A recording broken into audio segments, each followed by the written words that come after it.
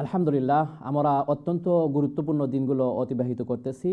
জিলহজের যেই প্রথম 10 দিন, এই ব্যাপারে আল্লাহ রাব্বুল আলামিন কোরআনে বলেছেন এবং আল্লাহ রাসূল সাল্লাল্লাহু আলাইহি সাল্লাম এই দিনগুলোর ব্যাপারে খুবই গুরুত্ব আরোপ করেছেন। এবং এই দিনগুলোতে যে কোনো আমল হচ্ছে অন্যান্য সময়ের চাইতে, বছরের অন্যান্য সময়ের চাইতে খুবই বেশি গুরুত্বপূর্ণ।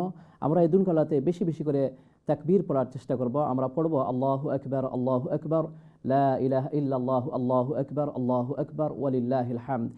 এবং তাকবীর পড়ার পাশাপাশি আমরা নফল রোজা রাখার চেষ্টা করব ইনশাআল্লাহ। আমরা দান সাদাকাত করব, ভালো কাজ করব, আমরা কুরআন তিলাওয়াত করে সময় ব্যয় করার চেষ্টা করব। আমরা নিজে করব, আমাদের পরিবার পরিজন সবাইকে তাগিদ দেব, স্মরণ করিয়ে দিব আমাদের বন্ধুবান্ধবদেরকে। আমরা জানি যে সাহাবায়ে কেরাম এজমাইন এবং সালাফুস সালেহিন তারা কিন্তু এই দিনগুলোতে হাটে ঘাটে গড়ে বাহিরে জুড়ে জুড়ে তাকবীর পড়তেন।